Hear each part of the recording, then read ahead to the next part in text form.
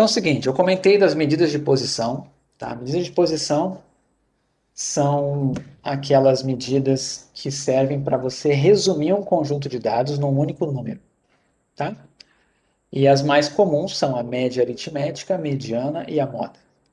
Eu comentei da média, apresentei a expressão matemática, né, que a gente tem para a média populacional e apresentei para vocês como que a gente trabalhava com somatórios, tá? De novo, vocês não precisam se preocupar agora com as propriedades do somatório, mas eu mostrei porque é algo que é útil para vocês, certo? E falei que quando você tem uma amostra, a notação que a gente usa é x barra para essa média, ao contrário do mi, que a gente usa quando é populacional, certo? Eu comentei isso na aula passada. Falei também que tinha uma interpretação de centro de gravidade, né, da média, e falei das vantagens dela e das desvantagens. As desvantagens, a principal delas, era que ela era muito influenciada por valores extremos. Então, se você tem um valor extremo, a média acaba sendo muito afetada. Ou ela vai ficar muito grande ou muito baixa, dependendo desse valor extremo que você tem. E também falei que quando você tem, por exemplo, uma tabela de frequências com limites indeterminados, né, aquelas do tipo mais do que 5 televisores, mais de 9 banheiros, coisas do tipo, você sempre vai ter um erro na hora de utilizar a média. Você vai estar fazendo uma aproximação, então ela nunca vai ser calculada de forma exata quando você estiver nessa situação. Eu falei daquelas propriedades, né? Eu falei que se você somar todos os desvios em torno da média, isso sempre vai dar zero. Eu comentei isso na aula passada, tá? E falei também outras duas propriedades, né? Que se você, aliás, eu nem tenho certeza se eu falei sim, falei. Se você tem um conjunto de dados que tem uma certa média, se você pegar cada observação e somar uma constante, o que vai acontecer? A média resultante vai ficar somada dessa constante. Essa constante pode ser positiva ou negativa, né? Se você soma uma constante negativa, é a mesma coisa que subtrair. Então, no fundo, a propriedade fala que somar ou subtrair um número para cada observação, o que vai acontecer com a média? Vai ficar somada ou subtraída desse número que você colocou, certo? E a outra propriedade era da multiplicação, né? Se você pegar todas as suas observações, todos os seus dados, e multiplicar por uma constante, o que vai acontecer com a média resultante? Vai ficar multiplicada por essa constante. E se você dividir por uma constante? Dividir por uma constante é a mesma coisa que multiplicar. Por exemplo, dividir por 2 é a mesma coisa que multiplicar por meio. Né? Dividir por 5 é a mesma coisa que multiplicar por um quinto. Então, vale para divisão também. Então, se você tem um conjunto de dados e divide ele por uma constante, cada observação por uma constante, a média resultante vai ficar dividida por essa constante, certo? Então, essas foram as três propriedades que eu comentei da média, né? Então, teve os pontos positivos, os pontos negativos e as propriedades, ok? Aí falamos da moda, né? A moda é aquele valor do nosso conjunto de dados que acontece com maior frequência, tá? Apresentei a notação também e dei aqui algumas características dela, né? Falei que ela pode não existir, falei que a gente tem o caso unimodal, bimodal, multimodal e falei também que a moda pode ser usada para variáveis qualitativas, coisa que a média não pode. Ela jamais vai poder ser usada para variáveis qualitativas, a média. Ok? Então, acho que eu parei aqui na aula passada, né? E aí eu ia chegar agora na mediana, tá? Deixa eu perguntar para vocês aqui, né? Vocês lembram a diferença de média e mediana? Caso você tenha aprendido isso em algum momento na sua vida? Alguém aí lembra assim qual é a principal coisa que tem que lembrar de diferença da média?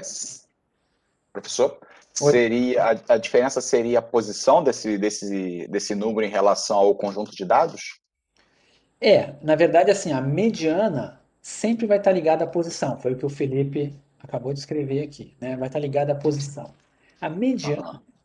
é aquele valor que, se você pegasse os seus dados e ordenasse eles do menor ao maior, seria o valor que ocuparia a posição central. Em que sentido?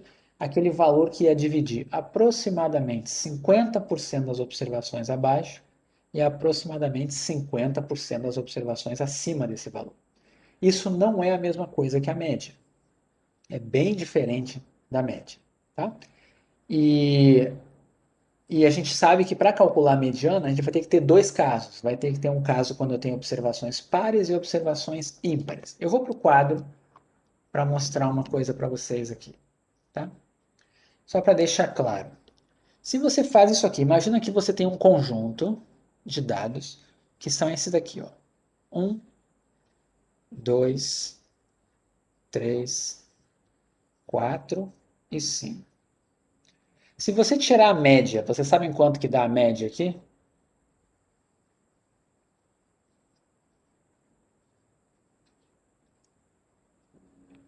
Não, a média não dá 7,5 não. Lembra que a média tem que sempre dar um valor no intervalo de valores que está ali. A média não pode ser maior do que 5, nem menor do que 1. Você somou, né? Alguma coisa, não sei o que aconteceu. Mas a média é 3. Tá? Se você fizer a conta aí, 1 mais 2 mais 3 mais 4 mais 5 dividir por 5, vai dar 3. Ok? Então aqui a média é 3. Agora, o que, que seria a mediana? Né? Você olhando para esses dados aqui, você está vendo que eles estão ordenados, certo? Eles estão ordenados do menor ao maior. Então a gente tem 5 observações. Qual é a observação que está no meio? Bem no meio, no sentido de que deixa metade para um lado e metade para o outro. Quem é?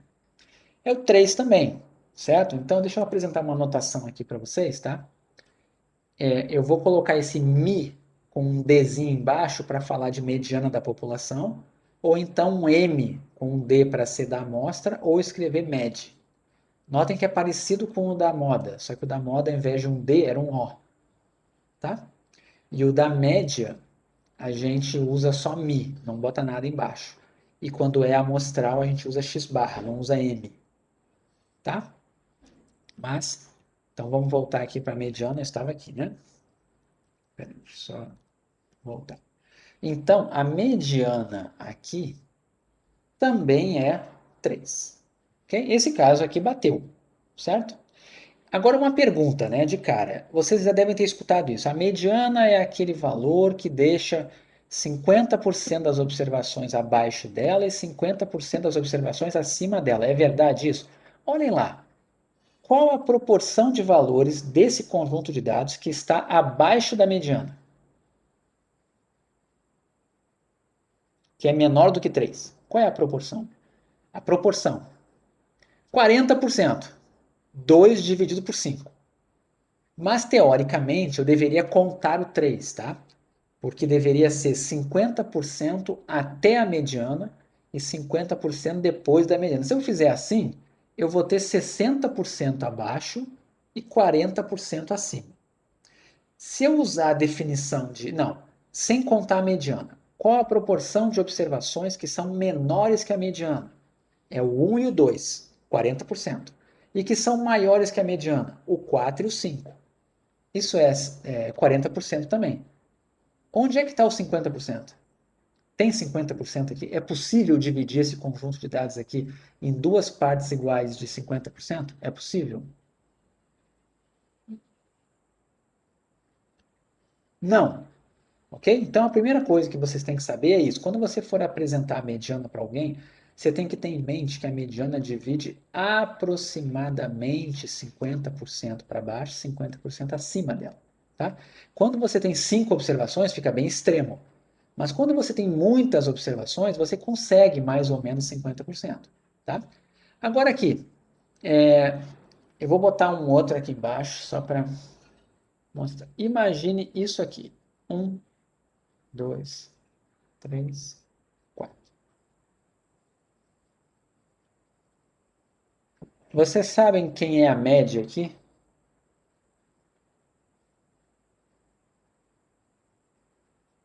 Quanto dá a média aqui? Soma e divide por 4. Todo mundo concorda que dá 2,5? Dá 2,5, tá? E quem vai ser a mediana? Quem é o valor que ocupa a posição central? Qual é a observação ali que está no meio? Vamos lá, calma. Não tem 2,5 ali. Tá? Não tem. Quem é que está na posição central? Não tem um cara sozinho na posição central. Tem o 2 e o 3, certo? Quando a gente estiver nessa situação, a gente vai pegar as duas observações centrais e vai fazer a média delas, certo? Então, as duas centrais são o 2 e o 3, e eu vou fazer 2 mais 3, 5, dividido por 2, 2,5. Certo? Agora, vamos lá. Isso aqui é só para pensar como que é calculada a mediana. Eu vou mostrar para vocês agora no formulário como que escreve isso matematicamente falando, tá? Só para vocês vão ter que fazer lá a lista, em algum momento vai aparecer isso aqui. Ó.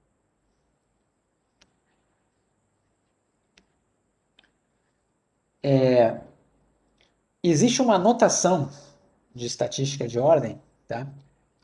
Que é chamada assim, ó. Vamos imaginar que o seu conjunto de dados é 3, 1, 4 e 2. Imaginaram isso aqui? Esse é o seu conjunto de dados. Eu vou chamar a primeira observação de x1. Foi o primeiro número que eu coletei. A segunda eu vou chamar de x2. A terceira eu vou chamar de x3 e a quarta eu vou chamar de x4.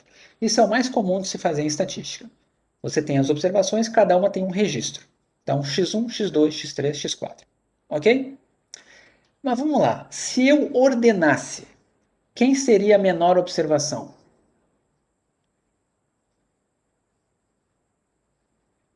O x2, certo? Então, o que, que você vai fazer? Existe uma notação para estatísticas de ordem que é mais ou menos assim. Ó. Você vai chamar esse x2 de x1 entre parênteses. O que quer dizer x1 entre parênteses? É que ele é o x1 no sentido de que ele é o primeiro valor se eles estiverem em ordem. Ou seja, é o menor valor. O x1 é o mínimo. Certo? Quem seria o x2 entre parênteses aqui? Quem seria o x2 entre parênteses? A segunda menor observação seria o x4, seria o 2. Vocês estão entendendo o que eu estou fazendo? O x4, que é o 2, é a segunda menor observação. A terceira menor observação é o x1. Por quê? Porque ele é o valor 3. E por fim, a maior observação de todas, né? Ou a quarta menor é o valor 4, que é o x3, né? Então vai ser o x4. Peraí. Em estatística de ordem. Todo mundo entendeu? O primeiro elemento em vermelho é o x3. Confere. Ficou meio ruim aqui. Vamos fazer de novo certo agora. Desculpa. Ok? Agora está certo. Então, o que, que acontece aqui? Ó? Se alguém falar para vocês x1, x2, x3, x4, o que quer dizer? É a ordem que as observações aparecem no seu banco de dados. É o registro delas. Se alguém apresentar para vocês x1, x2, x3, x4 entre parênteses, quer dizer que alguém ordenou os dados e depois chamou de 1, 2, 3, 4, 5, 6. Todo mundo entendeu? Tá claro para todo mundo? Então vamos lá, coisas que vocês têm que guardar na cabeça quando aparecer na frente de vocês, tá? Se aparecer esse cara aqui, ó, x1, você já sabe que ele é o mínimo amostral, ou o mínimo, aliás, nem precisa ser amostral, pode ser da população. É o mínimo, é o menor valor que você tem no seu conjunto de dados. E se alguém escrever isso aqui, xn, o que significa xn? O que o n representa, o nzinho? O que o nzinho representa aqui? Vocês concordam que o nzinho é o tamanho da amostra? Então, se eu pegar o xn entre parênteses, quer dizer o seguinte: se eu tiver 100 observações, esse vai ser o centésimo valor ordenado. Ou seja, ele é o máximo. Todo mundo entendeu isso? Tá claro? Agora vamos olhar a fórmula. Vocês já estão preparados para entender a fórmula. Olha como é que você calcula a mediana. Primeira pergunta: n é ímpar ou n é par? Vamos fazer como a gente fez antes, n ímpar, né? Se o n for ímpar, olha o que vai ser a mediana. A mediana vai ser igual ao x n mais 1 sobre 2. Vamos ver o que dá isso aí no nosso exemplo? Vamos olhar aqui. Nesse exemplo que era ímpar, né? Nesse exemplo que era ímpar, ele está me dizendo que a mediana, vou botar aqui, ele está me dizendo que a mediana é igual ao valor x da posição n mais 1 sobre 2. Quem é n nesse exemplo aqui? Quem é n? 5, certo? Então ele está dizendo para você fazer o quê? 5 mais 1, 6, sobre 2, 3. Então ele está dizendo para você que a mediana é o x3, ou seja, a terceira menor observação. E aí você vai olhar aqui. A terceira menor observação é exatamente o terceiro valor. Então, nesse caso aqui, bateu. O x3, entre parênteses, bate com o x3. A terceira observação é a terceira menor. Consequentemente, o valor é o 3. Eu acabei de usar a fórmula. Ok? Agora eu vou fazer a mesma coisa para o exemplo que está aqui com n par. Tá? Vamos ver o que aqui diz para a gente.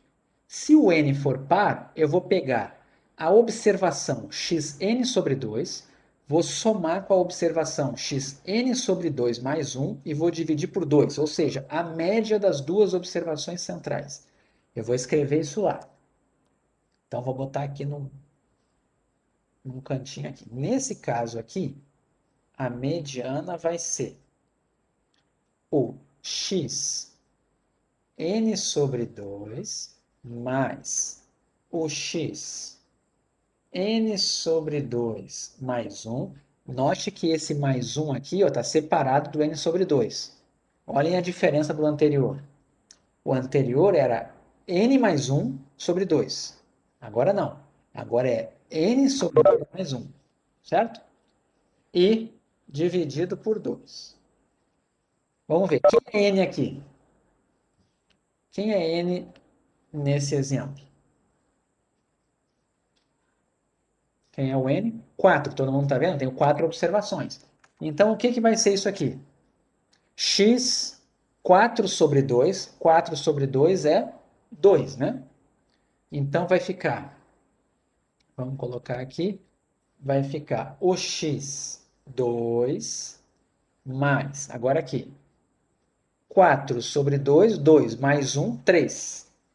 Então, vai ficar o x 3 sobre 2. Certo? Ou seja, a segunda menor observação mais a terceira maior observação dividido por 2. Já vou botar direto aqui. O segundo e o terceiro valor são o 2 e o 3. Então, aqui vai ficar 2 mais 3 sobre 2, que é 2,5. Isso é só para mostrar que a fórmula está dizendo exatamente esse raciocínio cognitivo. Acho que é a Deise que ficou no microfone. Quer perguntar alguma coisa? Não? Tá bom, qualquer coisa podem ligar e perguntar, tá? Só queria mostrar para vocês a fórmula, tá? Que às vezes ela parece a forma mais assustadora aqui da página e não é, tá? Eu acabei de mostrar como é que usa. Mas todo mundo entendeu esses dois exemplos? Agora eu vou mostrar uma outra coisa interessante. O que vai acontecer? Imagina que alguém fala o seguinte para você: essa medição foi errada. Não era 5. Me enganei. Não era 5. Na verdade, aqui era para ser 5 milhões. Deixa eu arrumar aqui. 5 milhões. O que vai acontecer com a média se esse 5 virar 5 milhões? Não precisa me dizer o valor, mas o que vai acontecer com a média?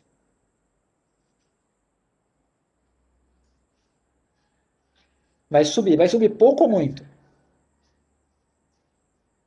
Muito, muito, muito, muito, certo? Por causa de um valor. Nesse caso aqui, um valor representa 20% das observações.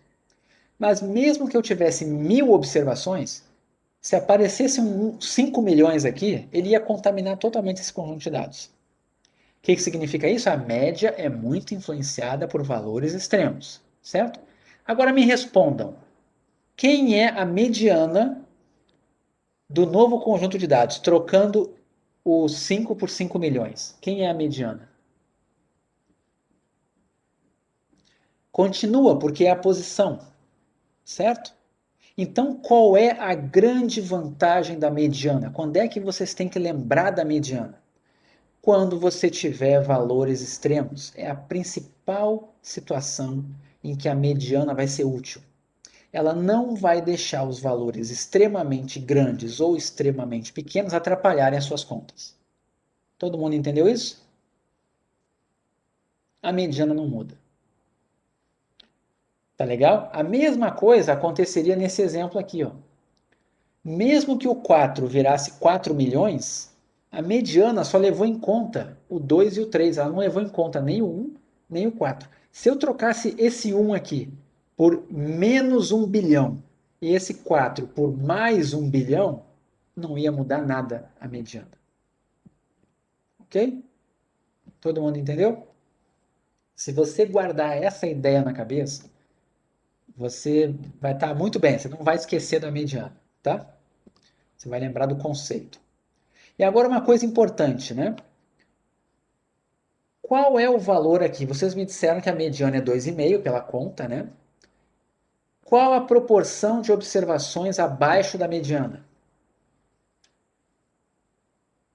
Qual a proporção de observações abaixo de 2,5 aqui nesse exemplo? Não, não é 25, não. Abaixo de 2,5 tem duas. Está dividido por 4, é 50%. Acima de 2,5 também tem duas, tem o 3 e o 4. Dividido por 4, 50%. Nesse caso aqui, dividiu exatamente 50%, certo? Mas aí fica a pergunta, né? Não tem o valor 2,5, concordam? Concordam que não tem? Esse 2,5 não está no conjunto de dados. Aí eu pergunto para vocês, e se eu dissesse que a mediana é 2,1, 2,1, ela também dividiria o conjunto de dados em duas partes iguais de 50%? Me respondam isso. Se fosse 2,1, dividiria? Todo mundo está vendo que sim? Se fosse 2,9, não dividiria? Então, por que é 2,5? Isso é uma convenção, certo? É uma convenção, mas na verdade, qualquer valor entre 2 e 3 é uma mediana, não deixa de ser uma mediana. Mas em qualquer livro, em qualquer lugar, você vai encontrar que é o 2,5, que é o que todo mundo faz. Você vai pegar o ponto do meio. Todo mundo entendeu isso? Eu já mostrei Eu para. entendi, mas isso se aplica ou não? Eu vou usar sempre 2,5 como critério.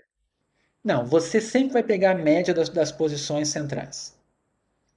Sempre. Vai dar sempre o 2,5. Vai dar sempre a média dos dois valores ali. Tá? Agora, isso também tem argumentos matemáticos para isso, né? Porque se você acredita que a mediana está ali dentro, é melhor você chutar no meio do que você chutar mais próximo do maior ou mais próximo do menor. Porque se eu falar que a mediana é 2,999999999, pode ser que eu esteja superestimando a mediana, porque isso aqui pode ser uma amostra, não a população. Se eu falar que a mediana é 2,000001, eu posso estar subestimando a mediana. Então, um bom chute é chutar no meio, que você minimiza seus erros quadráticos, né? Você prova isso matematicamente, mas não é o nosso objeto aqui. Ok? Então, assim, no mundo real, pega o meio. Mas eu estou dizendo para vocês que qualquer valor ali dentro é uma mediana também. Tá? Ok? Todo mundo entendeu isso? Então vamos para o slide. Com essa intuição que vocês pegaram já, dá para a gente falar mais coisas. Então vamos lá. A mediana, né? Cadê? Ih, peraí, deixa eu só diminuir aqui. Só um pouquinho que eu fiz errado. Visualizar, modo tela cheia. Agora foi. Então aqui, ó. Importante, esse tipo de coisa é praticamente certo que eu vou cobrar de vocês, tá? A mediana não é influenciada por valores extremos e, portanto, é mais apropriada para distribuições assimétricas, que vocês não aprenderam o que é ainda, mas vão aprender ou hoje ou na próxima aula, acho que na próxima aula, ou que contém valores atípicos, ok? Então, aqui tem um exemplo. Suponha que a renda de 10 alunos de uma disciplina do curso de estatística sejam as seguintes, em salários mínimos, tá? Aí tem aqui essas 10 observações, então isso aqui significa que tem um aluno que ganha 0 salários mínimos, né? A renda dele é 0, e varia aqui até 20. Tem um aluno que tem 20. Aí eu peço para calcular média, mediana e moda, tá? Eu não vou, deixa eu ver se tem resposta aqui, não tem. Eu vou deixar a moda, a média para vocês fazerem aí no papel, ou no R, ou qualquer que seja, mas vamos olhar rapidinho aqui. Quem é a moda? Quem é a moda desse conjunto de dados?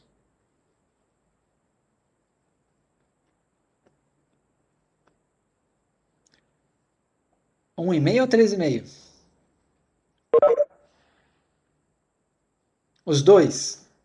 Isso, então esse conjunto de dados, ou essa distribuição, é bimodal, certo? E outra, os dados estão ordenados? Estão ordenados, certo?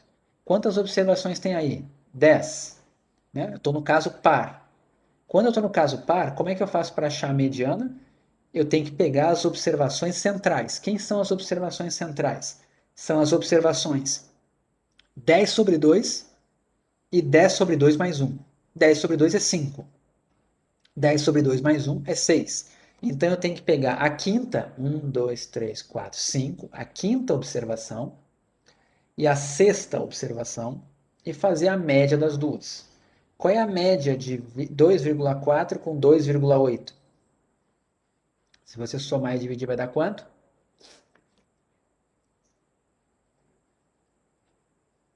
2,6. Então, o rendimento, a renda mediana desses alunos é 2,6 salários mínimos. A moda de renda desses alunos é 1,5 e 3,5 salários mínimos. Ela é bimodal, são duas modas que existem. E a média é só fazer a conta. Mas eu já pergunto para vocês, o que vocês acham? Olhando para o que está aí, a média vai dar maior do que 2,6 ou menor do que 2,6? O que vocês acham? Todo mundo está enxergando que vai dar maior?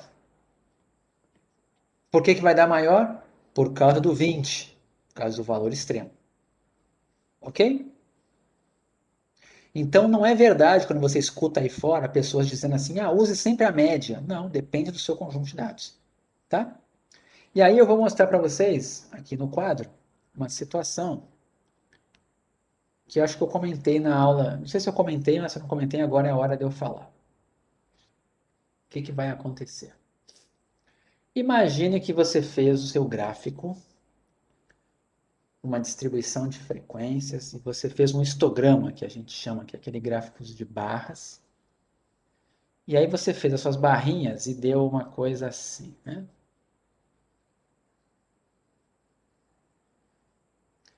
O que vocês acham? Olhando aqui, onde vai estar a moda? Em qual das barrinhas que vocês acham que deve... Aqui é uma variável x, aqui no eixo y são frequências. Onde será que é mais provável da moda estar? Em qual barra? Todo mundo concorda que a moda provavelmente está aqui? Por quê? Porque é aqui que eu tenho mais observações próximas e parecidas, provavelmente repetidas. Então, quando você tem um gráfico assim, a moda costuma ser a barra mais alta, você pega o ponto médio aqui embaixo e vira a moda, tá? No formulário, no formulário, peraí, não é aqui, espera só um pouquinho, pegar aqui o formulário. No formulário, eu dou a fórmula para dados agrupados da média e da mediana. Isso aqui dá para achar a mediana, tá? Tem uma explicação dessa fórmula aqui, quero que vocês tentem ver se vocês conseguem usar sozinhos, tá? Depois eu explico caso vocês não consigam. Mas a moda não tem ali. A moda eu estou mostrando para vocês aqui graficamente, tá? A gente pega a maior barrinha e diz que ali é a moda. Uma pergunta: onde será que está a mediana? Né? A mediana vai ser maior que a moda ou menor que a moda? O que vocês acham? Maior. Você teria que olhar para essa figura aqui e mais ou menos dividir ela numa área, num ponto que divida ela em duas áreas de mesmo tamanho. Vamos imaginar que mais ou menos aqui assim está dividindo, é como se eu passasse um traço aqui e dividisse essa área e vamos imaginar que elas tivessem o mesmo tamanho, certo? A mediana tem essa interpretação. Quando você olha um gráfico, um histograma, é o ponto que divide a área desse histograma em duas partes iguais, tá? E por fim, aonde vai estar a média? À direita ou à esquerda da mediana?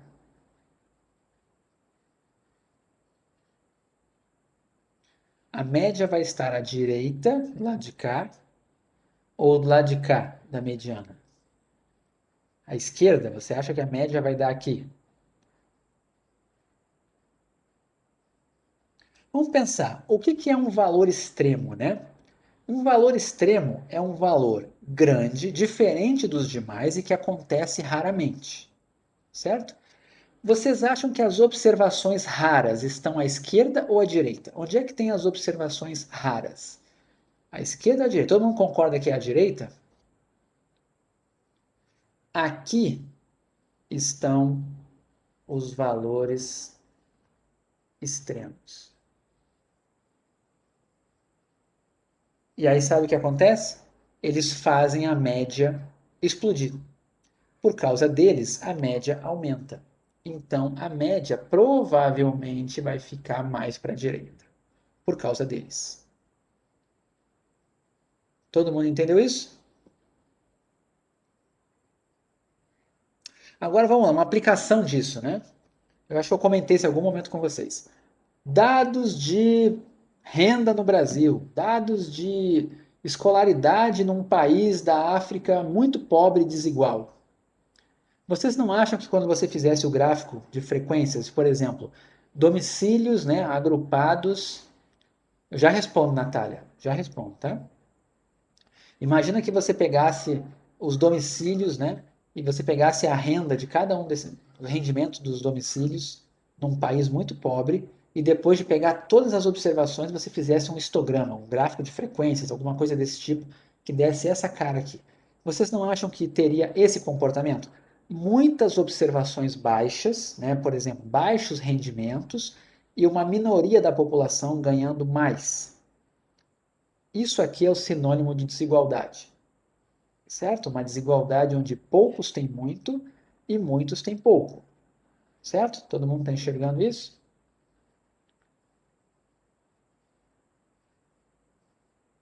Então vamos lá. Sabe como é que você pode fazer para melhorar o indicador desse país aqui? Imagina que você é o governante desse país. E aí alguém fala assim: olha só, a gente está mal nas estatísticas. Divulgaram que a média de renda da nossa população está muito baixa. E você é o ditador daquele país. Sabe como é que você faz para aumentar a média da renda do país? O que você pode fazer? De uma maneira bem fácil, se dá super bem? Alguém tem alguma sugestão? Você é um ditador e você quer aumentar a média de renda da população do país que você controla. Tira os extremos? Não. Aumenta a renda dos mais abonados? Não, mais fácil do que isso.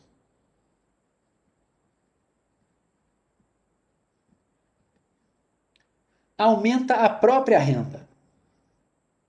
Ok? Provavelmente esse ditador é o cara mais rico do país.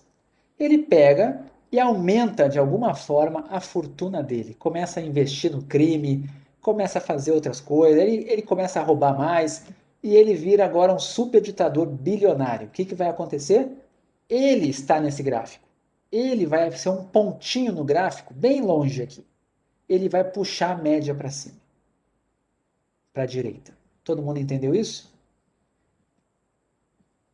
Então, quando vocês escutam na mídia que aumentou a renda média do brasileiro, isso quer dizer necessariamente que as pessoas estão ganhando mais no geral? Você pode dizer isso?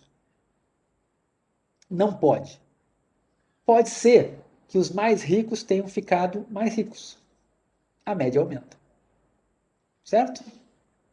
Então, o que eu estou querendo alertar você? Ah, isso quer dizer que se tiver uma melhoria no país, a média não vai aumentar? Vai aumentar. Isso é fato. Se o país melhorar, a renda média vai aumentar. Mas se a renda média aumentar, não necessariamente quer dizer que os mais pobres estão ganhando mais. Entenderam? Deixa eu pegar os comentários aqui, que alguém estava comentando. Teve primeiro um comentário da Natália: sempre teremos moda maior que mediana, maior que mediana. Na verdade, é o contrário, né? Esse exemplo que eu dei é média maior que mediana, maior que moda. Não, mas para esse tipo de forma aqui de gráfico, sim. Tá? Então, assim, esse tipo de gráfico sempre vai ter moda menor, mediana segunda menor e média maior. Ok, Natália? Aí vamos lá. Alguém comentou alguma coisa, pode ter aumentado a concentração de renda. Renda per capita é um indicador que mascara a desigualdade. Não é questão de ser a renda per capita, né? Sim, é verdade. A renda per capita ajuda isso também. Acho que alguém ligou o microfone, tá? Tá fazendo barulho aqui. Se der aí para desligar.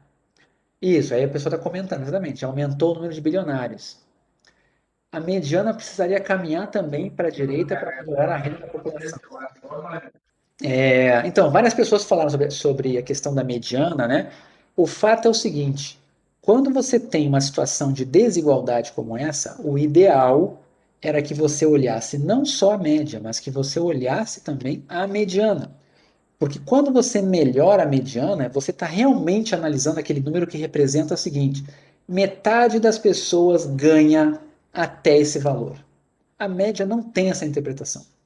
A média não tem interpretação com 50% acima, 50% abaixo. Não tem. Mas no senso comum, muita gente interpreta a média dessa forma. Tá? Todo mundo entendeu isso? Que a mediana, nesse caso, é o ideal. Aí eu digo, muitas das estatísticas, o IBGE divulga as médias, mas o IBGE também divulga medianas. Mas a própria imprensa, muitas vezes, nem vai atrás da mediana, porque é um conceito mais difícil de passar para a população. Mas o IBGE divulga medianas também. Mas tem vários indicadores que são dados pelo IBGE que são médios. E a distribuição tem essa cara aí. Ok? Então, a questão... Gustavo, Oi. só, desculpa interromper, só fazer uma observação, na verdade, que às vezes existem, por exemplo, algumas classificações, por exemplo, da ONU, né, ela usa assim, países de renda alta, países de renda baixa, né, utilizando eu acho que essa medida de média, né. Sim, não, com certeza. A média é o mais fácil, o mais utilizado. Sempre acaba sendo isso, tá? E a média é um indicador, tá certo, entende? Eu só estou querendo dizer que às vezes a gente, se você não faz um gráfico e só confia no resumo numérico, na medida de tendência central que você pegou, você pode se dar mal. Porque só de olhar para cá, se eu olhar para essa figura, eu já sei que a média está influenciada. Eu já sei que a média é maior que a mediana. Se alguém me der a média, não tem problema nenhum, porque eu já sei que a mediana é menor. Quando alguém fala para mim, a renda média dos brasileiros é de R$ 2.500, eu já sei que a mediana é abaixo disso. Entende? Eu já sei, porque o comportamento tem valores extremos na direita. Se eu olhar a distribuição, tem valores extremos na direita e não na esquerda. Certo? Eu vou falar de novo sobre a simetria mais para frente, mas isso aqui tem a ver com a simetria, tá? Mas é importante vocês guardarem essa noção de quando que a mediana deve ser usada. A questão do valor extremo é essencial. E com probabilidade 1, com 100% de chance, eu vou cobrar alguma pergunta que use essa intuição de quando usar a mediana, ou por que usar a mediana, ou a influência de um valor extremo, por que a média fica afetada. Assim, alguma coisa que você tem que lembrar disso. É muito importante associar a mediana com controle de valores extremos. Tá? Ok? Então, vamos voltar aqui para a aula aqui. Então, agora aqui, ó, imaginem esse comportamento aqui, ó. Pode acontecer de você ter um conjunto de dados e quando você faz um gráfico, isso aqui é um histograma, tá?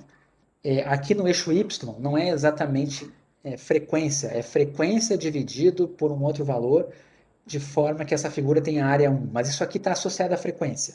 Quanto mais alto, maior a frequência. Imaginem várias barrinhas aqui, com esse formato, imaginaram? Imagine isso aqui. E alguém pedisse para vocês, me diga uma estatística descritiva que resuma bem esses dados. Qual você usaria? Média, moda ou mediana? Qual é a estatística descritiva que mais representa esse conjunto de dados?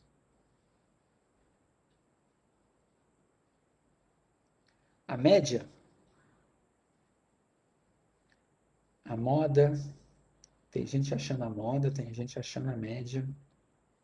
Uma pergunta, quem é a média? Dê uma olhada aí. Onde está o centro de gravidade dessa figura? Quem é a média? Qual é o valor da média? Olha ali no gráfico. Qual deve ser a média? 50. Todo mundo está vendo que o centro de gravidade é aqui?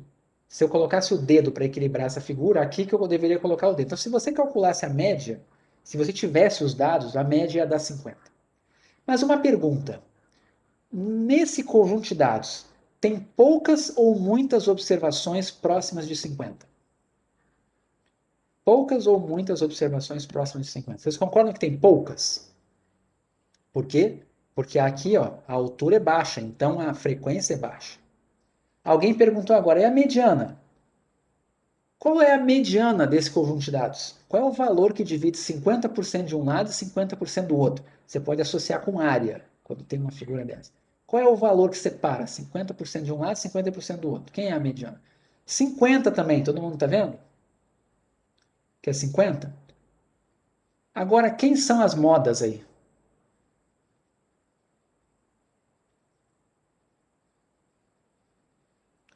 Todo mundo está vendo que é bimodal? É uma distribuição bimodal. Tem duas modas, o 25 e o 75, são os mais prováveis de serem os repetidos. Então eu pergunto para vocês, se esse fosse o conjunto de dados, se isso aqui fosse, por exemplo, dados de precipitação numa cidade durante o ano. Durante o ano você anota todos os dias, ia ser o mesmo valor para todos. Como assim o mesmo valor para todos? Não entendi. Todos o quê?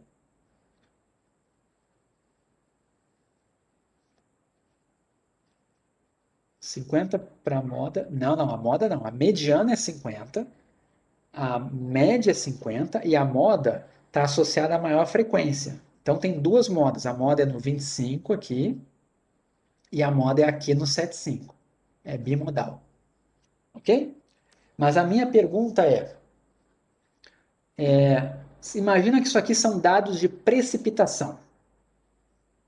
Você está sabendo quantos milímetros chove numa cidade no ano, certo? Então você tem 365 observações. Nem precisa ser no ano, pode ser em 10 anos.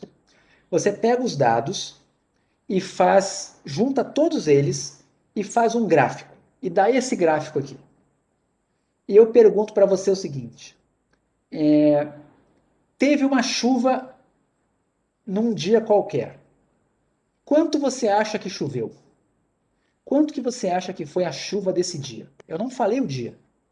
Mas se você fosse apostar, valendo dinheiro, valendo a sua vida, valendo alguma coisa, qual o valor que você apostaria de que foi a chuva daquele dia?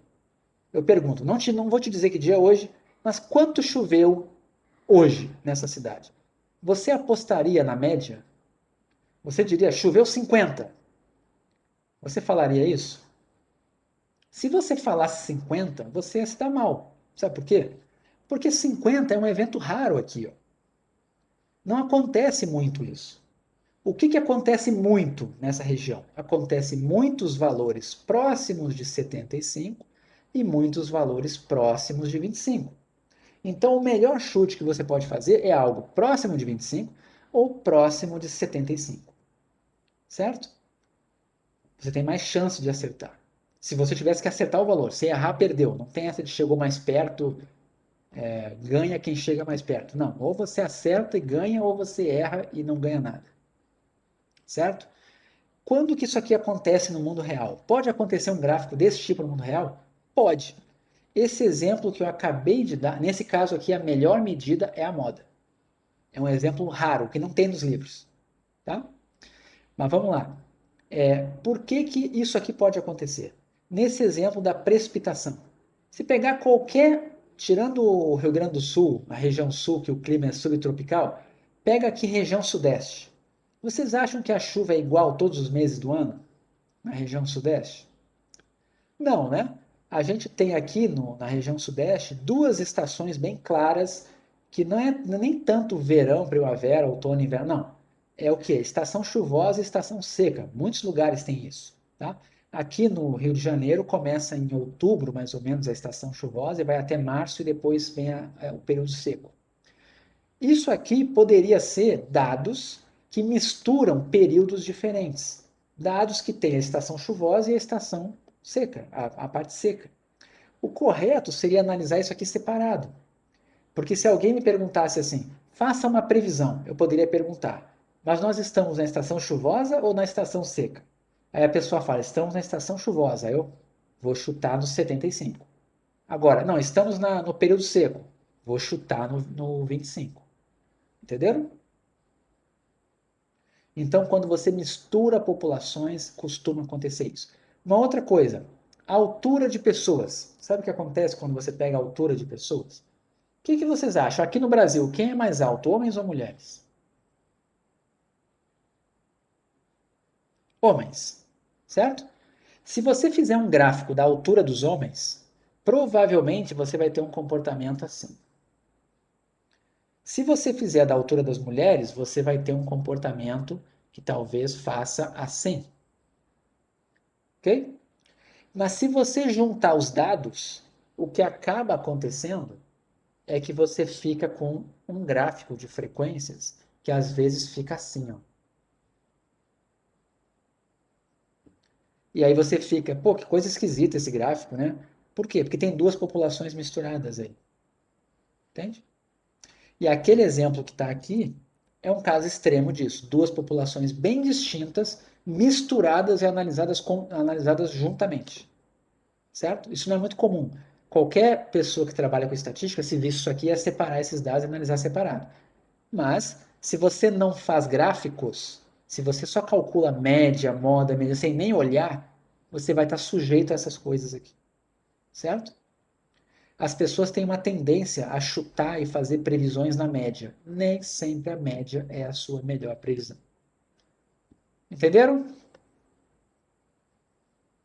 Tudo bem? Até aqui? Entenderam a ideia? Então tá. Professor, Oi, diga. Beatriz. Então, sempre antes da gente saber se é melhor calcular média, mediana ou moda, é adequado fazer esse gráfico de frequência primeiro. Isso, olha só. Existem três coisas que vocês precisam fazer quando vão analisar os dados, tá? Vocês precisam olhar a forma, tá? A posição e a dispersão. Isso não está no slide, mas é algo que intuitivamente eu vou falar várias vezes. Como que você olha a forma? Você vê gráficos ou tabelas, porque você agrupa os dados e consegue pegar algum padrão.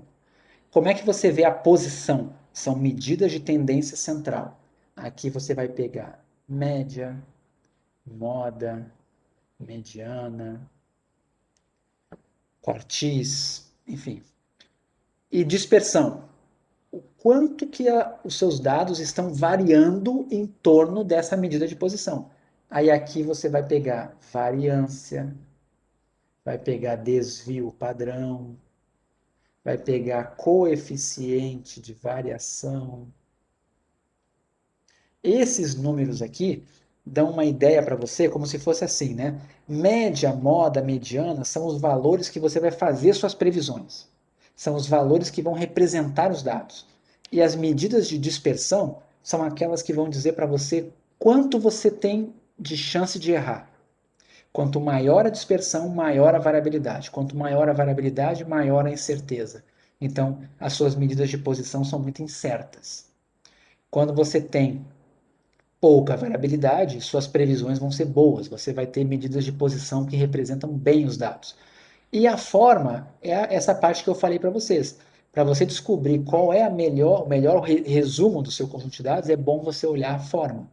E a forma é fazer um histograma, um box plot, gráficos, geralmente que os estatísticos fazem mais, que é histograma e box plot.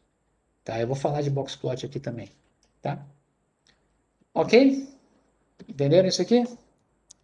São 3 coisas importantes. Aí agora eu entro nas medidas de dispersão. Tá? Então, assim, tem outras medidas de posição? Tem, mas eu vou comentar agora as principais. Né? Então, eu falei das 3, vou falar de medidas de dispersão. Então, uma medida de dispersão, ela indica o quanto os dados estão dispersos em torno da região central. Tá? Então, é uma ideia de grau de variação do seu conjunto de dados. Tá? Quais são as medidas mais utilizadas? Amplitude, amplitude interquartílica, variância, desvio padrão, desvio médio e coeficiente de variação. Eu vou comentar algumas dessas coisas aqui. Tá? Então vamos lá. Primeiro, amplitude. Olhem aquela definição de amplitude que está ali. Ó. Olha lá. R, por que é R? Em muitos softwares e livros você vai ver R para amplitude. É só por causa do range, do inglês. Tá? Range é amplitude ou alcance. Então, range, ou amplitude, é igual a... o que está escrito ali? Xn menos x1. Vocês estão vendo que aquele Xn está entre parênteses? O que representa Xn entre parênteses? O valor máximo. O que é o x1 entre parênteses? O valor mínimo. Então, o que é a amplitude? É a diferença do maior para o menor valor. Né? Se fosse aqui na sala de aula, qual é a amplitude de altura? Eu pego a pessoa mais alta, a pessoa mais baixa e faço a diferença da altura dos dois. Essa diferença é sempre positiva, do maior menos o menor, e isso vai ser a amplitude. Ok? Amplitude térmica também é falado. Qual foi a amplitude térmica aqui no Rio de Janeiro? Aqui no Rio de Janeiro tem pouca amplitude térmica, perto de outros lugares, né? Tipo, lá no Rio Grande do Sul, da onde eu venho, várias vezes eu acordei de manhã, na hora do almoço estava 30 graus, eu estava lá de braço de fora, e quando eu voltei para casa à noite, estava, sei lá, estava 12 graus, né? Então, isso já aconteceu mais de uma vez lá. Aqui no Rio de Janeiro, isso nunca vai acontecer. Um dia que está 30 graus, em questão de horas, a temperatura vai baixar para menos de 20. Aqui no Rio nunca, não acontece isso. Então, a amplitude térmica é uma medida que é usada, né, em meteorologia. Aqui tem um exemplo, QI de 12 indivíduos. Né?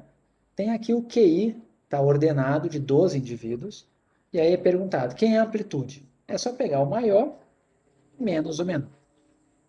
Agora uma pergunta, qual que vocês acham que é a maior desvantagem de se usar amplitude para medir variabilidade? Notem que isso aqui está medindo variabilidade, o quanto que os dados variam, né? Qual é o maior problema da amplitude? O que vocês acham? Dado que a gente já falou hoje aqui, qual é o maior problema de usar amplitude? Os valores muito próximos? Não, não é esse. Ah, muito bom. Olha o que a Isis comentou. Ela só pega os extremos. Aqui você tem 12 observações. Você tem 12 observações. Você vai jogar tudo fora, vai jogar 10 observações fora e vai pegar só os extremos. E se esses extremos aconteceram ao acaso, são coisas raríssimas, você vai estar pegando para representar o seu conjunto de dados só o que tem de mais extravagante, o que tem de mais extremo. Tá entendendo?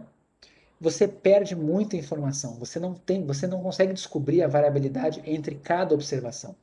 Você só pega entre os extremos. Tá? Então, essa é a grande dificuldade da amplitude interquartílica. Então, está aqui no slide. Ó. Não, desculpa, da amplitude. Apesar de ser facilmente calculada, usa pouca informação, somente 2 valores. Certo? É muito influenciada por valores extremos. Olha isso daqui, né? Número de acidentados por dia nos feriadões de Natal e Ano Novo em uma determinada rodovia. Num ano, não teve nenhum acidentado. No outro ano, 2. No outro, 2. Um ano foi 40. Qual é a amplitude aqui?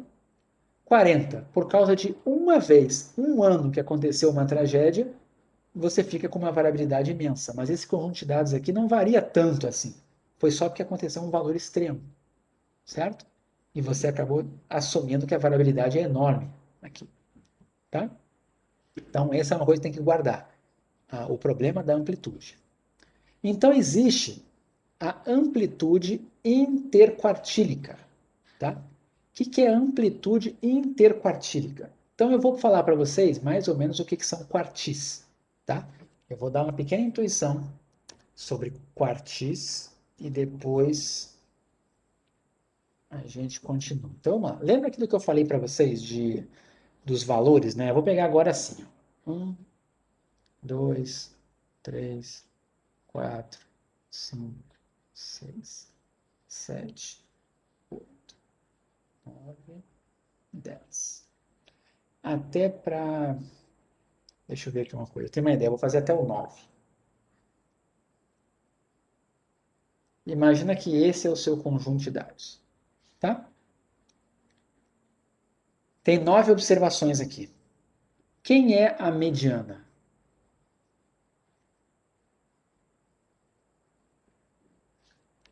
Quem é a mediana? Todo mundo está vendo? Não, não é o 5 e 6, não. Vamos lá. É par ou é ímpar? É ímpar. Se é ímpar, tem alguém no meio. Certo? É o 5. Porque você tem 4 valores abaixo do 5 e 4 valores acima do 5. Ele é a mediana. Aqui ele é único. Não tem outra mediana, ele é único. É o 5. Certo? Tudo bem? Agora o seguinte. Então, assim, o 5 dividiu mais ou menos a metade de um lado e a metade do outro. Não deu a metade, mas foram 2 grupos iguais, concordam? Existe uma medida na estatística chamada quartil. O que são os quartis, né? Pense assim, para você dividir um grupo em 2 partes, você precisa dar quantos cortes? Se você quer dividir, né, uma barra de chocolate em 2 partes, tem que dar quantos cortes? 1. Se você quisesse criar 4 grupos, quantos cortes você tinha que dar? 4 grupos iguais. 3 cortes. Todo mundo está entendendo isso? Então, o que acontece? Existem umas medidas na estatística chamadas de Q1, Q2 e Q3, que são chamados de primeiro quartil, segundo quartil e terceiro quartil. O que é o primeiro quartil? É o valor que abaixo dele tem aproximadamente 25% das observações. E acima dele, aproximadamente 75%. O que é o Q2? É o valor que divide aproximadamente 50% das observações abaixo dele e 50% acima. Então, quem é o Q2? Quem é o Q2? É a mediana. Ou seja, a mediana é o segundo quartil, ou é uma separatriz, é outro nome que a gente usa, tá? Mas é importante saber isso. A mediana é um quartil. Qual quartil? O segundo quartil. Por mais que quartil esteja falando de quarto, né? Quartil, tem que lembrar. Quantos quartis existem? 3. Certo? Por quê? Porque eu só preciso de 3 cortes para fazer... O quartil é a medida de posição? Sim, o quartil é uma medida de posição. Tá? Mas eu vou focar aqui só na parte da interpretação dele para outras coisas, para o box plot. Tá? Então, eu estou dando a ideia geral aqui. E quem é o terceiro quartil? O terceiro quartil é o valor que separa aproximadamente 75% das observações abaixo dele e 25% acima dele. Certo? Então, o que vai acontecer aqui? Existem, sem brincadeira, existem mais de 25 formas de se encontrar quartis, tá? De se encontrar, existe uma coisa chamada quantil, né? O quartil é o que divide em 25, 50 e 75. Mas você pode dividir no número que você quiser. Você pode pensar assim, qual é o número, qual é o valor que divide 37% das observações abaixo dele? Esse é o quantil de 37%, tá? Tudo isso tem na estatística, tá? Mas eu vou focar nesses três aqui que são os mais importantes. E se você entendeu o que é mediana, você já entendeu aqui o segundo quartil e vice-versa, tá? E aí eu vou mostrar para vocês aqui uma formulazinha. Não é aqui. Aqui. Espera aí. Uma formulazinha para vocês encontrarem um quantil ou um quartil, tanto faz, tá? Olhem para isso que está aqui, ó. A posição, esse Q aqui é de quantil, tá? Esse P que está aqui é a proporção que você quer. Então eu vou dar um exemplo aqui. Digamos que você queira P igual a 0,5. O que quer dizer isso? P igual a 0,5 quer dizer que o P, a sua proporção é 50%. Você, usando P igual a 0,5, você vai querer encontrar o quantil de 0,5, ou seja, o quantil de 50%. Olha a anotação aqui. Quantil P, também chamado de P quantil, tá? Mas é o quantil desse P. Esse P é um número entre 0 e 1. Você que escolhe. Se você escolher 0,5, é o 50%. Quem é o valor que separa 50%? A mediana, certo? Então, essa é uma forma alternativa de cálculo da mediana. Mais fácil até. Olha como é que é essa fórmula. Vai ser, olhem lá, P vezes N mais 1. P vezes N mais 1. Quem é P aqui? 0,5. Vezes. Quem é N mais 1? Quem é N aqui? 9. N é 9. Então vai ser 9 mais 1. O que vai dar isso aqui? 0,5 vezes 10. Isso aqui dá 5. Concordam? Todo mundo entendeu? Deu 5. E aí você vai olhar aqui, ó. Posição do quantil. Faz essa conta. Então, isso aqui, esse 5, na verdade, não é o valor do quantil. Ele representa a posição. Então, o que você vai fazer? A resposta final, né? A resposta final vai ser o x5. Então, vamos olhar lá. Quem é a mediana? É só você pegar x1, x2, x3, x4, x5. Eles estão ordenados, é o 5. Por coincidência, bateu o 5. Mas o que importa é que eu achei a posição. Certo? Agora, vamos lá. Quero encontrar o quantil de 25%, ou seja, o primeiro quartil. Tá? Então, vamos lá. Eu tenho infinitos quantis, mas eu tenho 3 famosos, né? Que é o primeiro quartil, o segundo quartil e terceiro quartil. O segundo quartil é tão famoso que é chamado de mediano. Então, agora eu vou pegar o primeiro quartil. Ele é o quantil de 0,25, tá? Então, quanto vale? Esse aqui é o famoso Q1. O primeiro quartil é o quantil de 25%, porque ele separa 25% abaixo dele, 75% acima. Como que eu encontro a posição dele? Na verdade, eu não posso escrever isso aqui. É a posição. Então, vai ser 0,25 vezes 9 mais 1. Quanto que é isso? Quanto que é 0,25 vezes 9 mais 1? Isso aqui vai dar 2,5. Concordam? O que quer dizer isso? Essa é a posição dele. Então, ele está na posição 2,5. Existe posição 2,5? Qual é a sua posição na fila? Ah, eu sou o 2,5. Existe isso? Existe posição 2,5? Não. O que a gente vai fazer então? O que vocês me sugeririam? Eu estou dizendo que o primeiro quartil está na posição 2,5. O que você faria? Ele está aqui, ó, entre esses dois caras. O que você vai fazer? A média deles. Você vai fazer a média entre o x2 e o x3, em estatística de ordem. Então, essa é a posição. Então, logo, o Q1 vai ser igual ao x2 mais o x3, tudo entre parênteses, né? Estatística de ordem, sobre 2.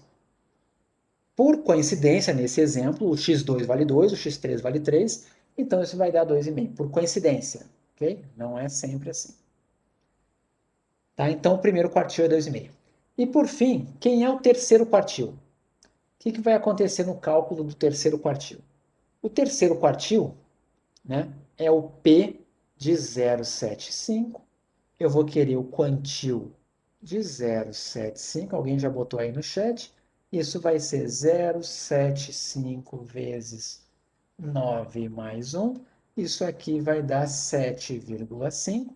Essa é a posição. Logo, o meu Q3 é o x7 mais o x8 dividido por 2, que no caso vai dar o 7,5. Se essa conta aqui tivesse dado 7,1, você pode arredondar para o 7. Se desse 7,8, você pode arredondar para o 8. Mas se dá 7,5, você faz a média. Se você usar essa fórmula aqui, é uma fórmula alternativa de cálculo de mediana. Tá? Entenderam isso? E aí são os valores que dividem seu conjunto de dados em 4 partes. Ok? Então é como se você tivesse feito um corte aqui, um corte aqui e um corte aqui. Todo mundo entendeu? Olhem o que aconteceu. Quantos elementos tem no primeiro grupinho? 2 no segundo grupo, 2 no terceiro, 2 no quarto, 2. Agora vamos lá. Algo que é um erro comum e que eu vou cobrar, obviamente, porque vocês estão aqui para aprender e não cometer esse erro que não estatísticos fazem e alguns estatísticos fazem também, tá? Lembrem disso. Essa linha aqui, primeira, representa vou até botar uma setinha aqui, ó, o primeiro quartil. Essa linha representa o segundo quartil. Essa linha representa o terceiro quartil. Então vamos lá. Preste atenção nisso. Imagina que eu pegasse as alturas de vocês e encontrasse os quartis, certo? Vamos imaginar que o primeiro quartil foi 1,60 m. Imaginaram isso? O primeiro quartil de altura da turma aqui foi 1,60 m. O que quer dizer isso? 25% de vocês, aproximadamente, tem menos de 1,60 m. E 75% de vocês, aproximadamente, tem mais de 1,60 m de altura. Tudo certo até aqui? Então vamos lá. Se você tem menos de 1,60 m, você vai dizer o quê? Você jamais diga essa frase, que é uma frase muito dita por aí. Eu estou no primeiro quartil. Tá? Tem muitas pessoas que falam assim, eu estou no segundo quartil de altura. Eu estou no terceiro quartil de altura. Existe quarto quartil? Não existe quarto quartil. Então a pessoa mais alta da sala vai dizer que está no quarto quartil? Tem sentido falar de quarto quartil? Não tem sentido. Lembrem disso. Quartis, tá? São quantis. Quantis também são chamados, é um nome antigo que não se usa mais tanto, mas são chamados de separatrizes. São pontos que cortam. Se você está no quartil, é como se você dissesse para mim que você está em cima da linha de corte, certo? Se você quer dizer que você faz parte do primeiro grupo, você fala que você está no primeiro quarto, no segundo quarto, no terceiro quarto e no quarto quarto, tá? Mas você nunca vai dizer que está no primeiro quartil. Você vai dizer o que eu recomendo que você diga. Eu estou abaixo do primeiro quartil. Ou eu estou entre o primeiro e o segundo quartil. Ou estou entre o segundo e o terceiro quartil. E por fim, os mais altos vão dizer eu estou acima do terceiro quartil. Não digam que vocês estão no quarto quartil ou no primeiro quartil. Todo mundo entendeu isso? Eu vou perguntar isso, tá?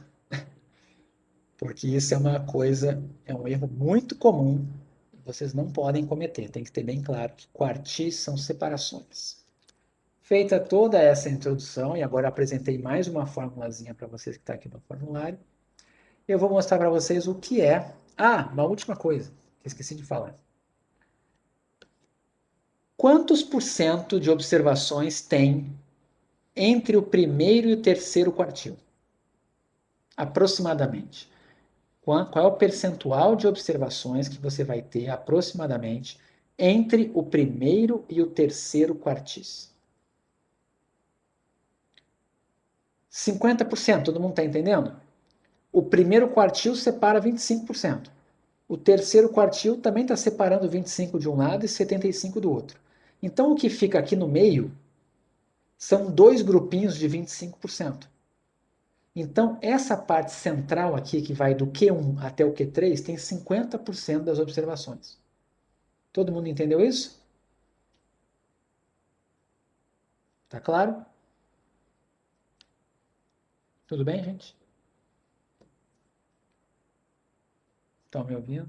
Estão preocupados? Não. Alguém botou que não. Então vamos lá. Só mais uma vez eu vou explicar aqui, tá? Você tem seu conjunto de dados. Você encontrou os quartis. Você fez os 3 cortes dos quartis. Cada corte que você fez, você formou grupinhos aqui de 25% de observações. Aqui no caso, 2, 2, 2 e 2 elementos, certo? Então, abaixo do primeiro quartil tem 25% das observações. Aqui é aproximadamente 25%. Acima do terceiro quartil, você tem aproximadamente 25% das observações. Então, nesse meio aqui, é um grupo de 25, com um grupo de 25 é aproximadamente 50% das observações. Não é, porque aqui tem que fazer 1, 2, 3, 4, 5 dividido por 9. Nesse caso aqui, nesse meio aqui, eu tenho 5 nonos de observações. Passa de 50%. Mas é aproximadamente 50% quando você tem muitas observações. Tá? Entenderam isso? Então agora, olhem para cá. Existe a amplitude interquartílica, que é uma forma de se livrar dos valores extremos. Ao invés de você pegar a amplitude pegando o maior valor menos o menor valor, o que, que você faz? Você pega as 50% observações centrais, você pega as observações centrais que formam 50% dos dados e pega a amplitude delas. É a mesma coisa que pegar o terceiro quartil e subtrair do Q1, do primeiro quartil. Você vai estar pegando uma amplitude que não leva em consideração as 25% maiores, nem as 25% menores observações. Estão entendendo? A vantagem? Então, por exemplo, né, aqui no quadro, esse 8 e 9 aqui, se eu substituísse o 8 e o 9 por 8 milhões e 9 milhões, mudaria os quartis? Eles iriam mudar? Apesar que nesse caso aqui mudaria. O 8 mudaria porque eu fiz a média. Fiz 7 com 8. O 8 mudaria. Vamos pegar o 9. Se eu pegasse o 9, né, e fizesse ser 9 milhões, não ia mudar nada na conta aqui. Os quartis continuariam os mesmos. Certo? O Q3 mudaria se eu mexesse no 8, né? Porque ele foi a média do X7 com o X8. Mudaria. Mas o 9 não. O 9 não entrou na conta. Ok? Todo mundo entendeu isso? Então, amplitude interquartílica é a amplitude das observações centrais. Quantas observações centrais? Aproximadamente 50% das observações do seu conjunto de dados. Ok? Por que alguém faria isso? Para evitar a influência de valores extremos. Entenderam? Então, a amplitude interquartílica só tenho isso para falar, porque ela vai servir para outra coisa. Tá? E aí uns comentários aqui, né? Aí agora eu cheguei numa parte bem intuitiva e que é importante vocês entenderem da onde vem a variância e desvio padrão. Por que a gente tem que usar variância e desvio padrão, tá? Olhem que coisa. Eu apresentei para vocês duas medidas de variabilidade. A amplitude e a amplitude interquartílica, certo? Só que ambas têm um problema. Elas não usam todas as observações. A amplitude só pega duas, a maior e a menor. A amplitude interquartílica só pegou aqui nesse caso, para calcular o Q1, eu precisei de duas observações, o 2 e o 3. Para calcular o Q3, eu precisei do 7 e do 8, duas observações. Das 9 que eu tinha, eu só pude usar 4. E eu queria medir a variabilidade usando todos os dados, certo? Então existe uma desvantagem de se usar essas medidas, porque elas não usam todos os dados, certo? E uma pessoa pensou no seguinte, não vou dizer que foi uma pessoa que pensou, mas vamos pensar assim, tá? Você intuitivamente, né, senta lá e pensa, poxa, eu gostaria de saber o quanto cada observação está distante da média. Eu quero ter uma medida de variabilidade, né? Eu sei o centro da distribuição, eu sei o centro dos dados, que é a média. Se eu pegasse a média das distâncias em relação à média, entenderam isso? Para medir variabilidade. Então, por exemplo, vocês aqui, a altura de vocês, a altura média foi 1,70 m. Eu quero saber quanto que vocês variam. O que eu poderia fazer? Pegaria cada observação, cada um de vocês ia pegar a própria altura e fazer a diferença para 1,70 m. Então, por exemplo, você tem 1,75 m, você está 5 unidades distante da média. Você tem 1,60 m, você está menos 10 unidades distante da média. Se você tem 1,70 m, você está 0 unidades distante da média. Se eu fizesse a média desses números, eu teria a média dos desvios em relação à média, ou a média das distâncias em relação à média. Isso seria bem legal de se fazer, só que tem um problema. Se você fizer isso, sabe o que vai acontecer? Vai dar zero. Sempre vai dar zero. Eu já tinha comentado isso, tá? Então, eu vou colocar aqui no quadro essa intuição para vocês entenderem. A intuição é a seguinte, né? Se eu quero medir variabilidade, eu poderia pensar nas distâncias de cada observação para a média. O que é isso daqui? Xi menos Mi. Então eu tenho x1, x2, x3, eu tenho vários xis. Eu estou pegando cada observação xi e subtraindo a média. Eu gostaria de fazer a média disso. O que é média? Média é somar e dividir. Então, se eu tenho N observações, eu vou colocar aqui N maiúsculo, tá? Vou botar N maiúsculo, faz de conta que é na população. E variando de 1 até N, se eu somei N valores, eu tenho que dividir por N. Ok? Como que interpreta isso daqui? Isso aqui interpreta como média dos desvios em relação à média. Certo? Só que tem um problema. A gente já sabe que esse numerador aqui sempre dá zero. Como é que eu sei isso? Está aqui no slide, ó. Propriedades da média. Olha só, a primeira ali, ó. A soma algébrica da diferença entre cada valor observado e a média aritmética é nula. Isto é, a soma dos desvios em torno da média é zero. Então, voltando para cá, a gente estava aqui, né? Voltando para cá, eu estou dizendo que esse numerador vale zero. Mesmo que eu divida por n, vai ser 0 dividido por n, que é zero.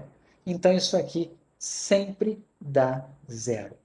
Então, não adianta de nada essa medida. Ela não mede variabilidade. Essa medida, apesar de ter a melhor intuição do mundo para medir variabilidade, ela dá zero sempre. Certo? Então, quais são as alternativas que a gente tem para medir variabilidade, as mais usadas que tem por aí? A primeira que alguém poderia fazer, eu não vou dizer que é a mais usada, mas ela é usada também, é fazer o seguinte, ó, na hora que eu vou somar, eu pego as distâncias em relação à média, eu vou fazer uma média aqui, mas eu não vou pegar o valor da diferença. Eu vou pegar o módulo. Lembra do módulo?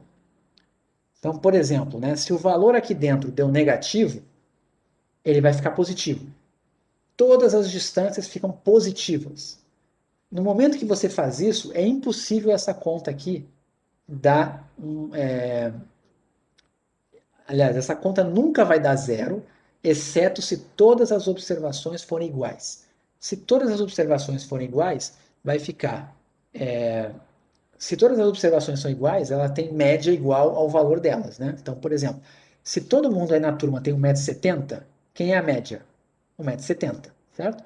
Então, se você colocar nessa fórmula aqui, vai ficar 1,70 m menos 1,70 m, zero. Mais 1,70 m menos 1,70 m, zero. Mais. Vai dar zero no numerador.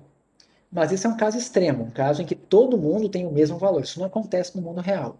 Então, qualquer variabilidade que tem aqui no conjunto de dados, esse número aqui sempre vai dar maior ou igual a zero. Certo? É uma medida válida. Só que como é que eu interpreto ela? Isso aqui, ó, tá? Eu vou até botar um parênteses aqui antes de interpretar ele aqui, só botar aqui num cantinho. Sempre que você somar, vou botar quadradinho aqui, tá? E dividir por n. Se você somar qualquer coisa aqui dentro e dividir por n, você está fazendo a média dessa coisa. Entenderam isso? O que significa isso? Se você substituir aqui por xi, você está fazendo a média de x. Se você substituir xi por xi ao quadrado, você está fazendo a média do quadrado de x. Se você botar aqui dentro L é logaritmo, vou botar aqui logaritmo natural de xi. Logaritmo. Se você fizer isso aqui, você está fazendo a média do logaritmo de xi. O que você botar aqui dentro, você está fazendo média. Sempre que você soma e divide, você está fazendo média. Certo? Então, vamos voltar aqui. Ó. Aqui, o que eu estou fazendo? O que tem aqui no meio? Desvios em relação à média. Então, como é que eu interpreto? Média dos desvios em relação à média. Certo? Vamos olhar esse daqui agora. O que eu tenho aqui dentro? Eu não tenho desvios em relação à média. Eu tenho desvios em módulo. Isso em matemática se chama desvios absolutos. Por quê? Porque em matemática, né, se você escrever isso aqui, né, o número menos 3, qual é o valor absoluto de menos 3? É a mesma coisa que passar o módulo. O valor absoluto de menos 3 é o 3. Certo? Então, quando você tem essa notação aqui de módulo, a gente está pegando desvios absolutos em relação à média, só os positivos. Então, isso aqui é média, porque eu estou somando e dividindo, média dos desvios, igual estava no outro, só que antes era a média dos desvios, agora é média dos desvios absolutos em relação à média. Entenderam? Por que essa medida não é muito usada e não acaba que muita gente não gosta dela? Por quê? Porque ela usa módulo. Módulo não tem boa propriedade algébrica, tá? Mas ela tem nome. Essa medida aqui, em estatística, é o famoso, vou botar aqui, é o famoso desvio médio. Esse é o desvio médio. Essa é a fórmula do desvio médio. Todo mundo entendeu até aqui por enquanto? Tudo bem? Agora vamos lá. Outra coisa que eu posso fazer. Eu não podia fazer a média, eu simplesmente botei o módulo, mas tem uma forma mais fácil. Eu poderia fazer o seguinte, ó. Média, vou escrever aqui, ó, somatório de indo de 1 até n de alguma coisa e vou dividir por n. É uma média.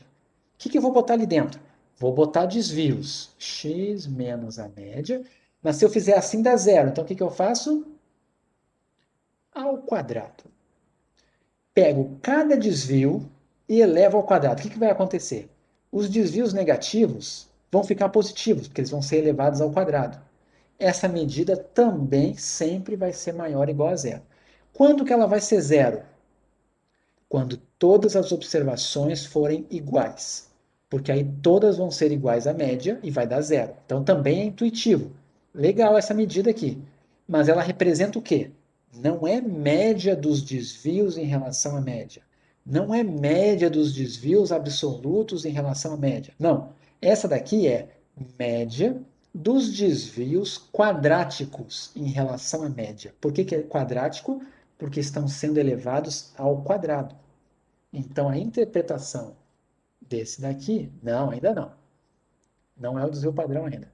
Média dos desvios quadráticos em relação à média. Certo?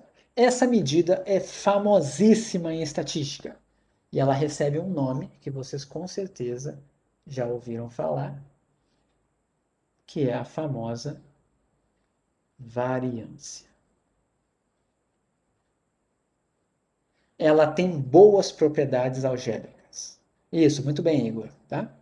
Ela tem boas propriedades algébricas. Elevar ao quadrado é uma coisa tranquila de se fazer, tá? Agora, o que acontece? Tem um problema aqui, tá? Imagina que eu estou pegando a altura de vocês e estou fazendo as diferenças para a média. Aí tem um aluno que tem 1,80 m. Eu vou fazer 1,80 m menos 1,70 m, que é a média, vai dar 10. Vou elevar ao quadrado. Qual é a unidade disso? Se eu falo que você tem 180 centímetros, né? Já respondi, né? Dei spoiler. Se você tem 180 de altura, está implícito que você tem 180 centímetros, certo?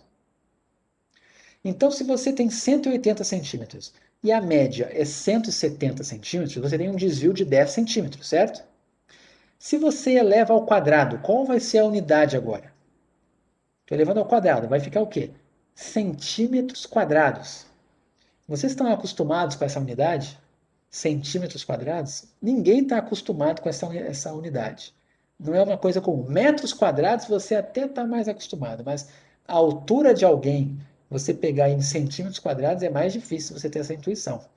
Então, qual é a desvantagem da variância? Ela não está na unidade dos dados. Ela está na unidade quadrática, certo? Está ao quadrado.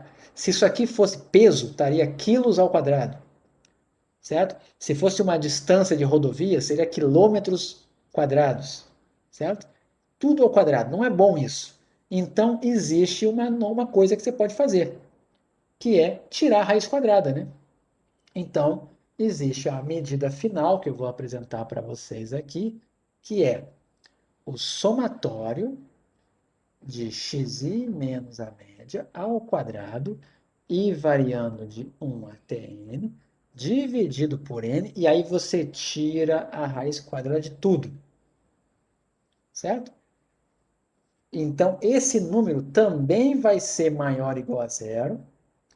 Tá? Vai ser um número muito bom, esse número aqui. E ele vai representar o quê?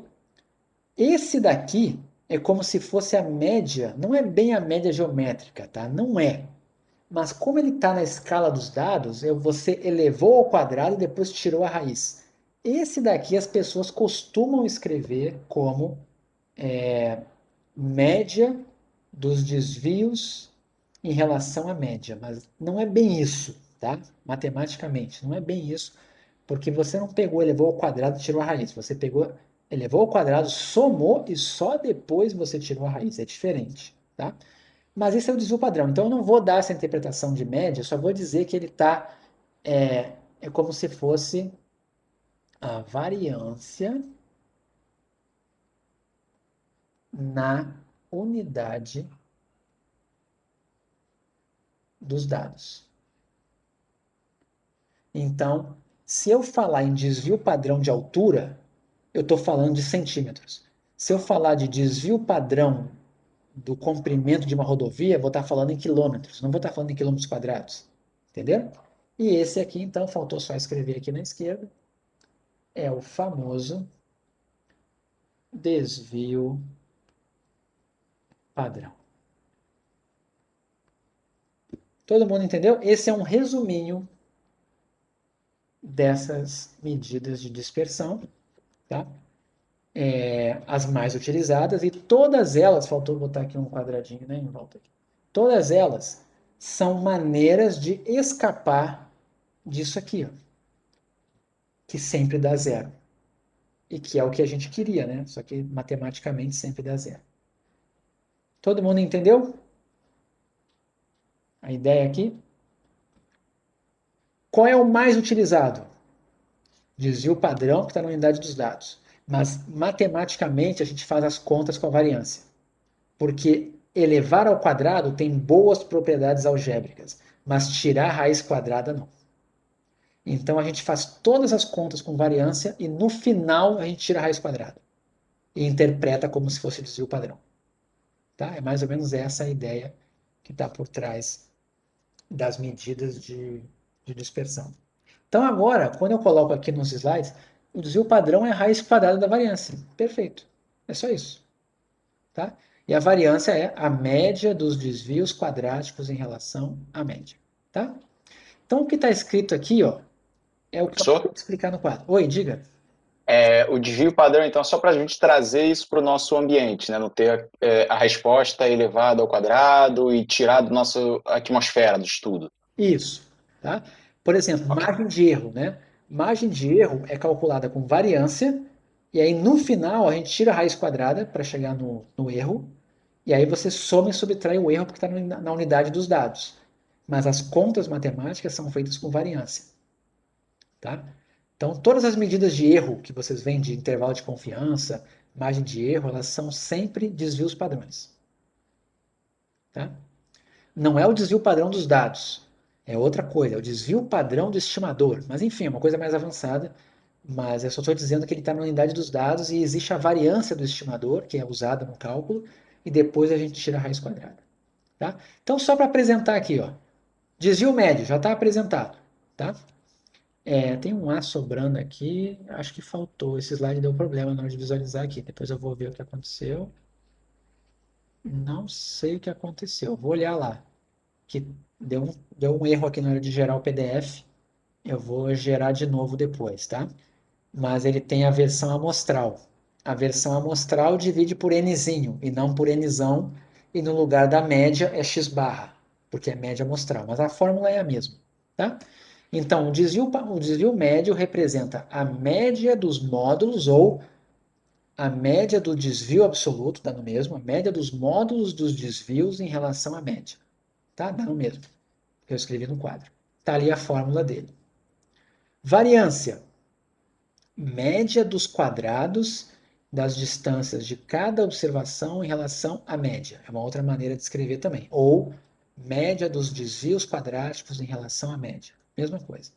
Aí aqui tem um detalhe que não adianta vocês quererem entender agora, tá? Mas é importante vocês saberem. Vocês já tinham reparado nessa diferença que tem? Fórmulas de... Quem já viu, né, estatística, já viu que tem variância que divide por n e variância que divide por n menos 1? Vocês já repararam nisso? Alguém sabe por que isso aqui? Alguém já viu isso?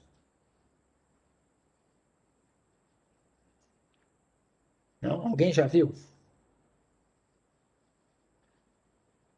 Então, assim, sim, Raíssa já viu. Tá, tudo bem. Eu vou dar uma leve explicaçãozinha aqui e dar um exemplo e a gente termina a aula de hoje, tá? Aí na aula que vem a gente termina esses slides aqui, tá? E eu vou dar um aviso no final da aula sobre o teste, tá? Então, fiquem aí, depois avisem se alguém não está presente. Mas vamos lá, notação, tá? Desvio médio não tem notação. Desvio médio, a gente escreve desvio médio, desvimed. Não tem notação. Não é uma coisa tão comum de aparecer na literatura. Agora, variância não. Variância, a gente usa o famoso sigma, letra grega, sigma ao quadrado. E a gente fala sigma 2. Sigma 2 sempre vai ser variância da população. Ok? Quando você pega uma amostra, a gente não chama de sigma 2. A gente usa S2, certo? É a mesma coisa da média. Média populacional usava a letra grega mi. Média amostral usava o x barra. A variância, a gente usa sigma 2 para a população e S2 para a amostra. Outras formas de apresentar. É comum as pessoas escreverem var x, que eu já sei que é a variância da variável x, Vx, variância da variável x, mais ou menos, você usou as palavras certas, mas tem ali no meio alguma coisa que não está certa, tá? Eu vou tentar explicar. Tá, tudo bem, eu explico. Tá? Aqui outra anotação, sigma 2 de x, ou seja, a variância, né, populacional aqui da variável x. E outra anotação, sigma 2 com x embaixo. Mas as mais comuns são essas duas da esquerda aqui, var x e vx, e essas duas que estão aqui na fórmula. Tá? Então notem, quando é uma amostra, usa x barra. O n vira nzinho. Quando é população, usa mi e o n vira nzão. Mas tem uma outra diferença. Na amostra, divide por n menos 1 e na população por n. Eu vou tentar explicar por que usa n menos 1 ali, tá? Tem várias explicações para isso, tem explicação geométrica, mas eu vou só falar o principal. A gente, quando trabalha com estatística, a gente sabe que esse cara aqui, ó, ele vai gerar estimativas da variância na população. Então, eu tenho uma amostra, eu vou calcular a variância da amostra e ele vai me dar uma estimativa da variância da população, certo? Então, esse cara aqui é um estimador, porque ele gera estimativas da variância, certo? O que acontece? A gente prova matematicamente, você prova, se você fizer uma graduação em estatística, você vai aprender a fazer isso, você consegue provar que se você pegar numa amostra a variância amostral e dividir por n e não por n menos 1, você, em média, se você fizer isso sempre, em média, você vai sempre subestimar o verdadeiro valor de sigma 2 na população. Então, o que acontece? Notem aqui, né? Quando você divide por n menos 1, o que vai acontecer? A variância vai ficar maior ou menor? Se você dividir por n ou por n menos 1, qual que dá um S2 maior? Dividir por n menos 1 ou por n? Qual que dá o S2 maior?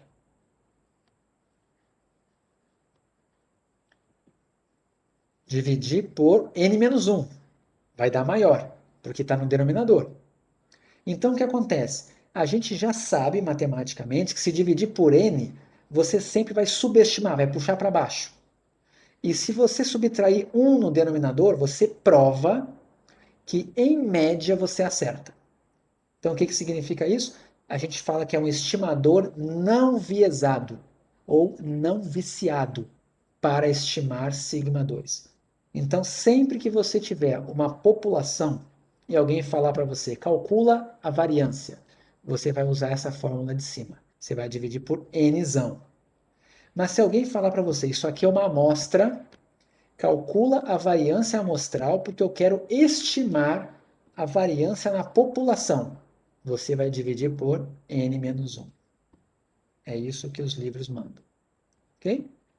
Se você fizer isso, em média, você vai acertar. Você vai acertar hoje? Não sei. Mas é um procedimento que, em média, acerta. Ok? Se dividir por n, não. Em média, você subestima. Ok? E tem uma interpretação geométrica também, de por que você é obrigado a fazer isso, mas eu não vou entrar em detalhes aqui. Tá legal? Posso chegar aqui pegar aqui só um exemplinho. Peraí, olha esse daqui. A gente vai fazer esse exemplo e a gente encerra a aula, tá? Depois eu volto. Considere que 5 grupos de alunos foram submetidos a um teste onde as notas resultantes foram essa daí. Ó. Grupo A, grupo B, grupo C, grupo D e grupo E. A média em todos os grupos é 5. Tá? Pergunta que eu faço para vocês. Olhem para os números. Na mente de vocês, qual grupo é o mais homogêneo e qual grupo é o mais heterogêneo, ou seja, qual o grupo que tem menor variabilidade, logo ele é homogêneo, e qual é o grupo que tem maior variabilidade. O grupo C é homogêneo, né? Ele não tem variabilidade, certo? Ele tem média 5 e variância 0, desvio padrão 0, desvio médio 0. Mas e qual desses grupos tem maior variabilidade no conceito de vocês? B e C. O C não. Ah, tá, entendi. C e B, entendi. Vocês estão achando que é o B, né? Alguém tem outro candidato além do B? O A também. Nota que o grupo D tem menos observações, tá? O grupo D tem menos observações. Tem duas que estão 2 unidades distantes da média, né?